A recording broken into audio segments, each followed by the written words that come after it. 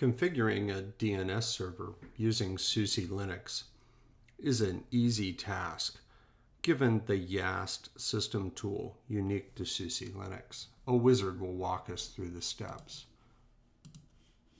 We'll choose YAST, provide the administrative password, network services, DNS server. We've already in a prior Techtorial set up our DHCP server so that the client will know how to find the DNS server.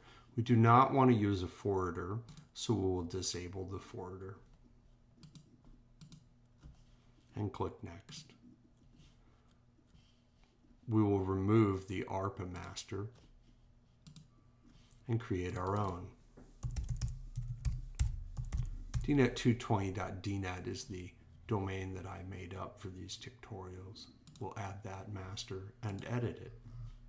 We'll need to create an NS record, directory.dnet220.dnet. You can make up any name that you want your DNS server to be known by on the network. Directory is a good choice. Now we'll need to hop over to records and we'll have to create an A record for directory.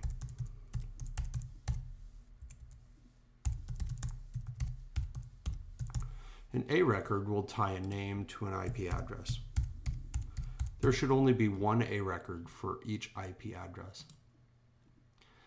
We can make additional names for the directory server by creating C names. They're like a nickname and you can have an unlimited number. We'll make two of them. My server, that'll be a nickname for our server directory.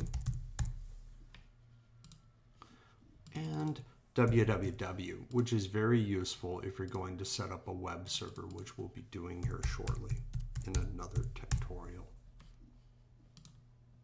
There, so you can see our A record and two C names. We click OK, click Next, and then we want to choose Start Now and when booting so that our DNS server will start up at boot.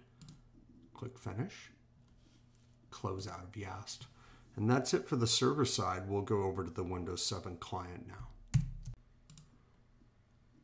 In our Windows 7 client, we'll ensure that DNS is working. We'll start by pinging the IP address of our server. Then we'll ping some of the names.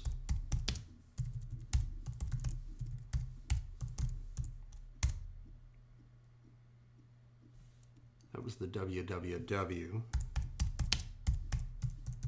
We also had a CNAME my server, this time without the fully qualified domain name. And we'll finally ping directory. You can see all three of the names we put in ping. That verifies that DNS is working properly. This concludes the tutorial.